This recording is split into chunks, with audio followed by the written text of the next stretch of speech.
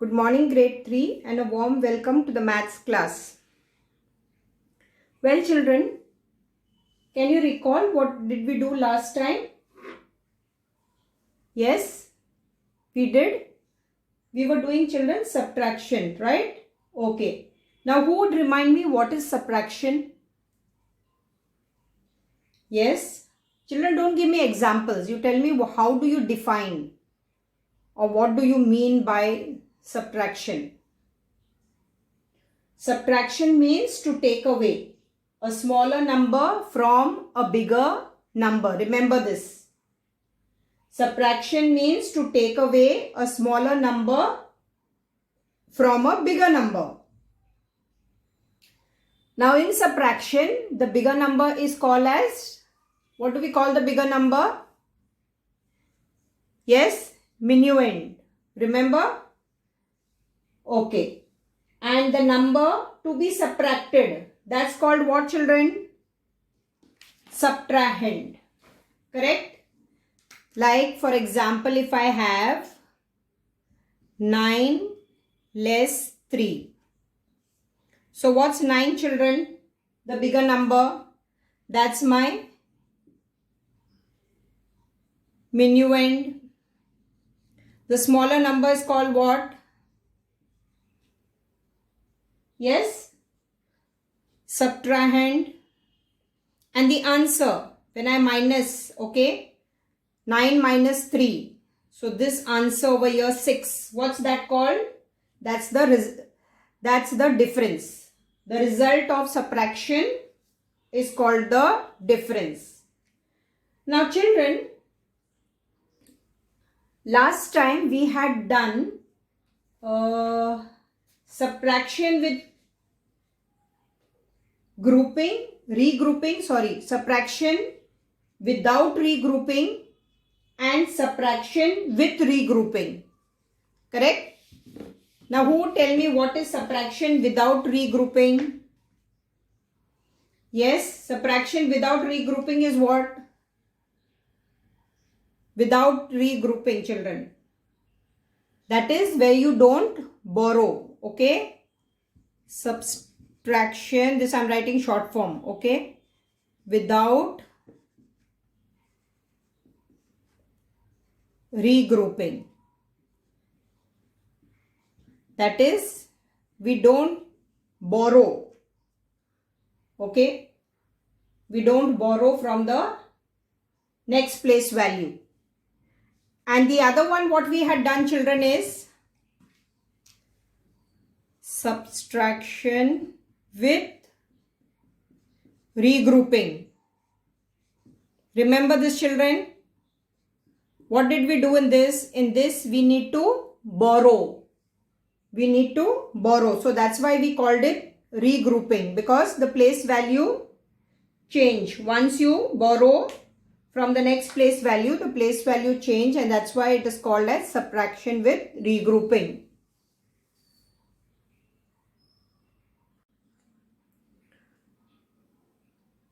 Children, look at this example over here. Subtraction of 3-digit numbers. Look at it carefully. This one, children, was subtraction without regrouping. Do you see this? Right? This is without regrouping. See here, children, we did not borrow. Right? And now look at the next one, children. The below one. This is subtraction with regrouping. Can you see? When we couldn't minus 7 minus 9, so we had to borrow from the tens place. So this was the regrouping part. Right?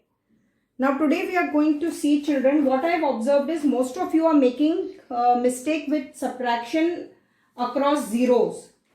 Across zero means when you have 0, right? Most of you are making a mistake. So let's see that. We take 1 or 2 examples. Let's take with a number. Think of a number, children. 280. Let me write it a little below.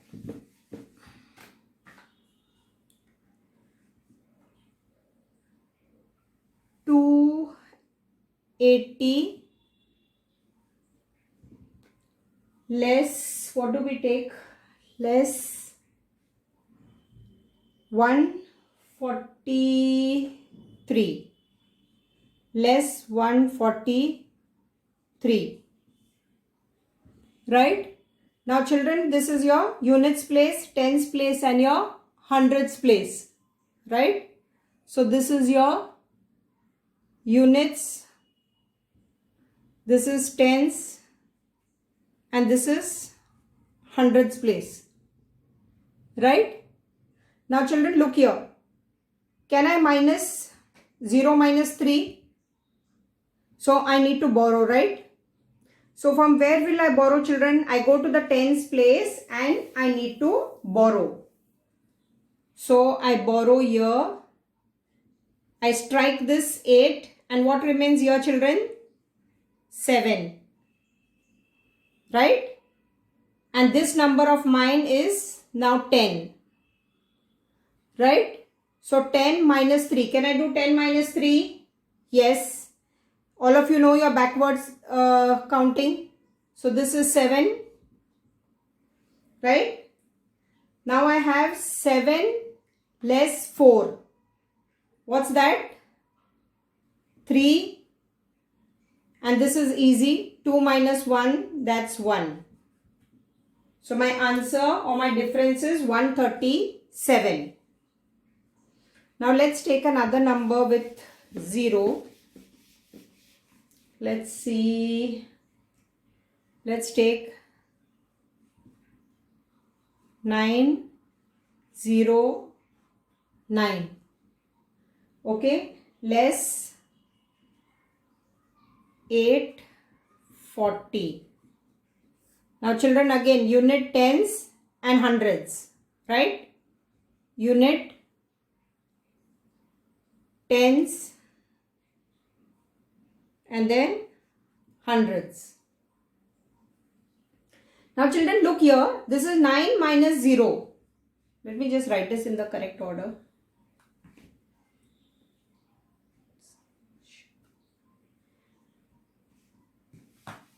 Should be in one order, no? Unit, tens and yes, now it's neat. Now 9 minus 0. Children, any number, when you minus with the same number, you will have the same number. Okay, 9 minus 0, so that's 9 itself. Right? Now children, look here. 0 minus 4. Now I need to borrow. So I'll borrow from the hundreds place. So strike this. What remains here? 8. And this number now is 10. So 10 minus 4 is 6. Right? And 8 minus 8 is 0. So the value over here, children, is only 69. Okay? Because 0 is here. This 0 over here, it has no value. So my answer is 69. Let's take a little challenging one. Think of some numbers, children. Okay, 800 less 428. 800 less 428. Where do I begin, children? From the right side, from the units place. Unit, tens, and this is my hundreds, right? Again, I have to write this in a neat order. So unit, tens and hundreds. Okay. Now children, start from the units place. Can I minus 0 minus 8? No. So I need to go to the tens place. In the tens place, does it have anything that I can borrow? No. So I go to the hundreds place. Okay.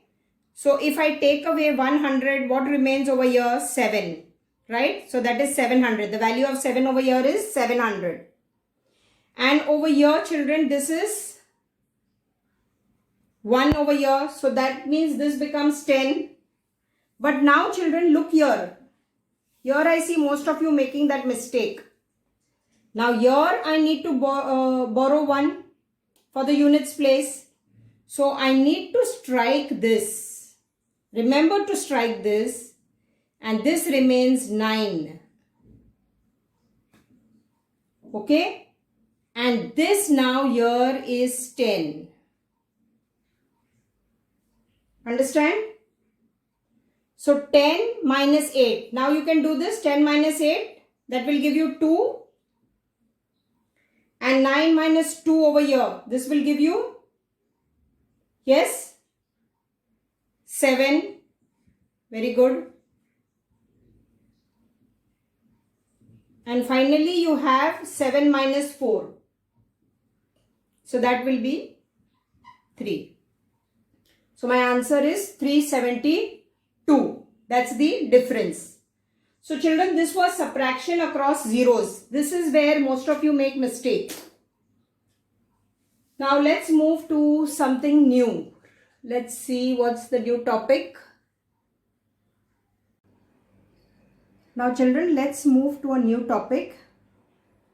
The learning objective is to understand that addition and subtraction are inverse operations. Now what do we mean by this, children? Addition and subtractions are inverse operation. Look at this example, children. The first one, they have given us an example over here. Look at this example. It says dash plus 12 is equal to 20, right? And here the sign in the sum is addition. Can you see the addition sum here, the sign? But in order to obtain the answer, that means we need to get an answer here. So to get the answer, what will I do, children? I need to subtract the smaller number from the bigger number. That is 20 minus 12. So my answer would be 8. So here the answer is 8 plus 12 is 20. So that's the meaning of addition and subtraction are inverse operations. They have given us another example over here, children. If you look here, it is 100 plus dash is equal to 150.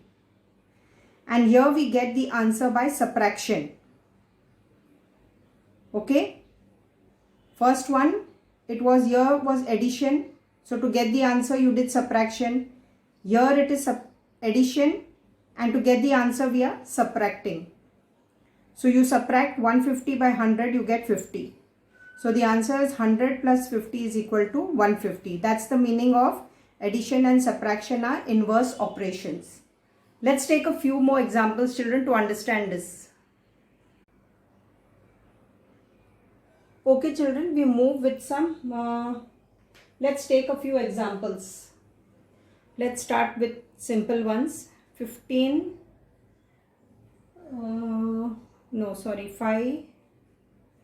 plus dash is equal to 20. Now look here, children, 5 plus dash is equal to 20. So we need to get the answer over here. Now children, look here, there is addition, right? So how would I get this answer over here? This, children, you can do it mentally also. So when it is addition, what did we say, children? It is an inverse operation. Inverse means something that is opposite of. So 20, you less 5. What will you get? 15, right?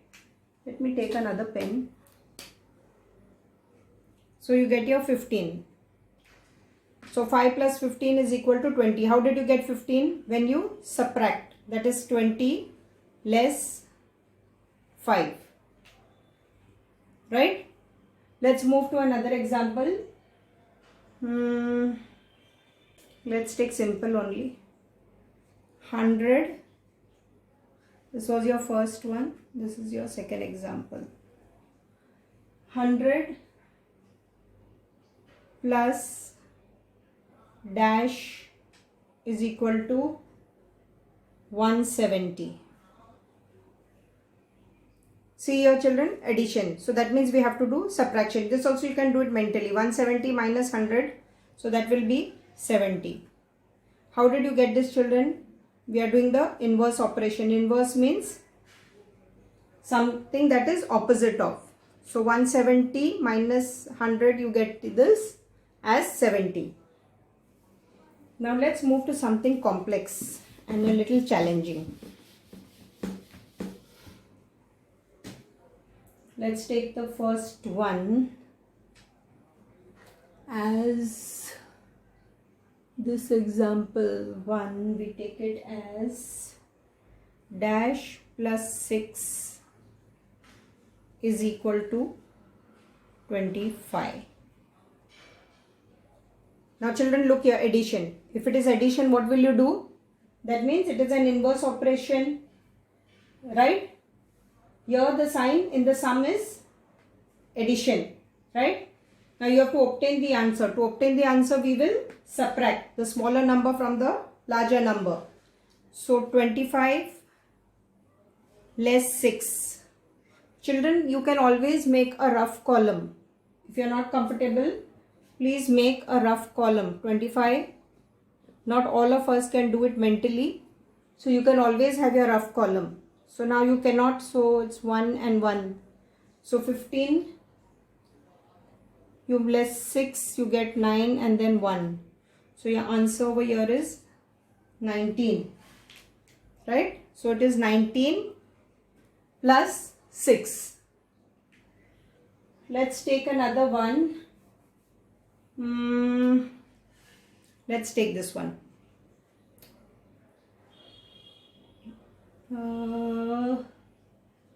Yes, let's take 14. 14 plus dash is equal to 80. Right? So I need to get this answer over here. Now children, see as addition. So when it is addition, what I do? It is inverse. So what should I do? I should subtract. So I'm going to subtract what? 80 less 14. Children, I told you if you cannot do it, always do your working here in the working column. 80 less 14. Now here you need to carry over. This will be 6 and this will be 6. So your answer over here is 66. Observe this very carefully, children. When it is addition, it is subtraction. When it is here addition, it is subtraction. What are we doing? We are doing the inverse operation.